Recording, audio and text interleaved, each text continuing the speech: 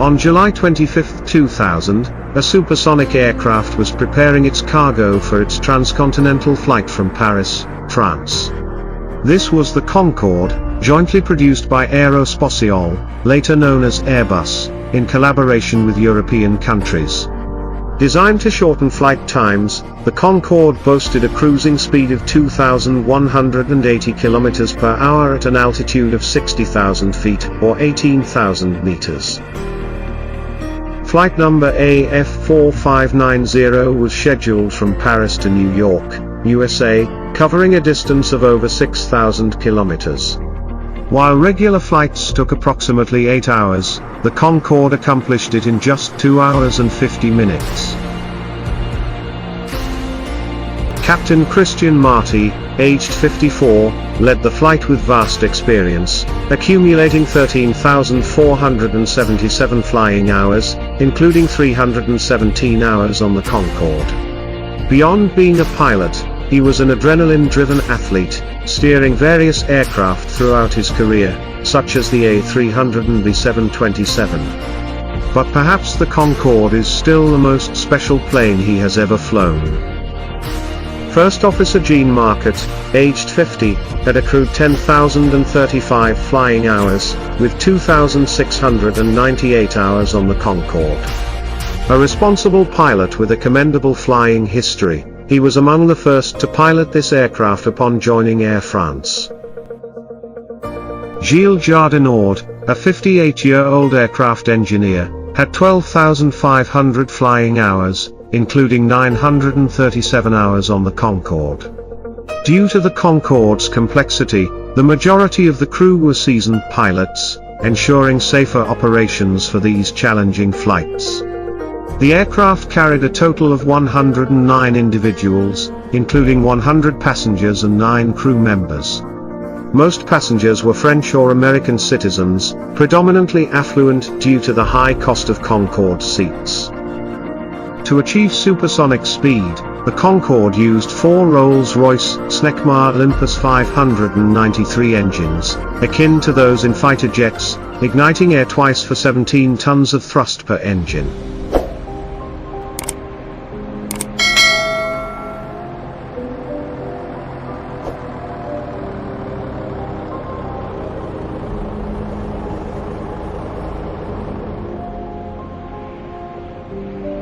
The specific Concorde, registered as FBTSC and purchased by Air France in 1976, had accumulated 11,989 flying hours with 4,873 takeoff and landing cycles.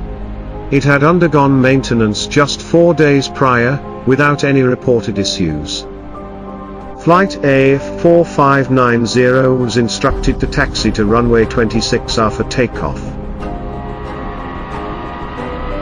However, a DC-10 aircraft was already beginning its takeoff on the same runway ahead of AF4590. During the takeoff, a strip of metal from the DC-10's engine casing fell onto the runway.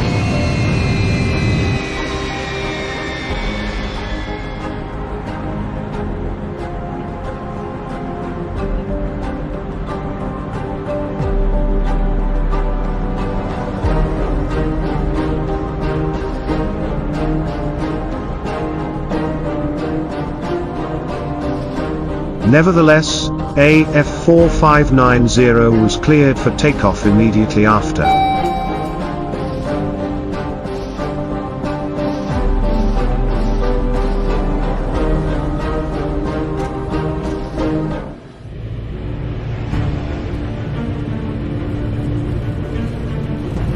Airspeed building. Initially, everything appeared normal.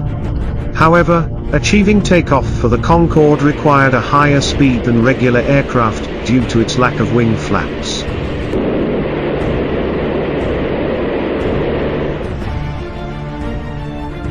When reaching V1 speed, the speed at which it had to take off, the Concorde's rear tire ran over the metal strip left by the DC-10. The first tire burst due to friction with the runway at high speed and caught fire.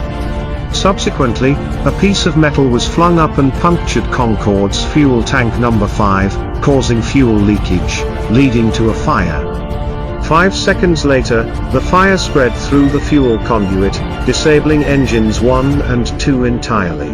With only 2 engines operational, Flight AF4590 couldn't sustain flight. 100 knots, power set.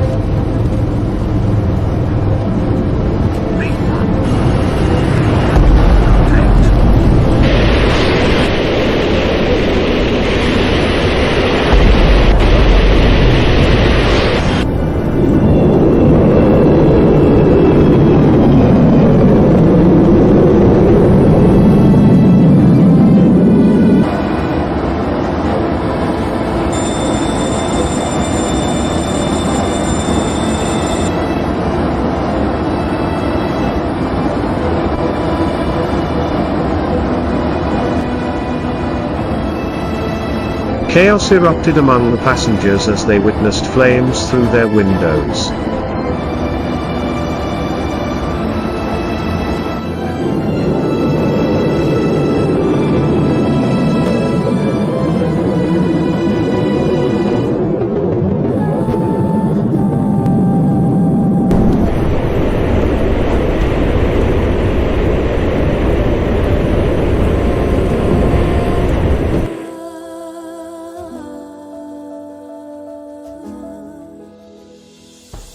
One minute after takeoff, the hydraulic system for the left wing ceased functioning.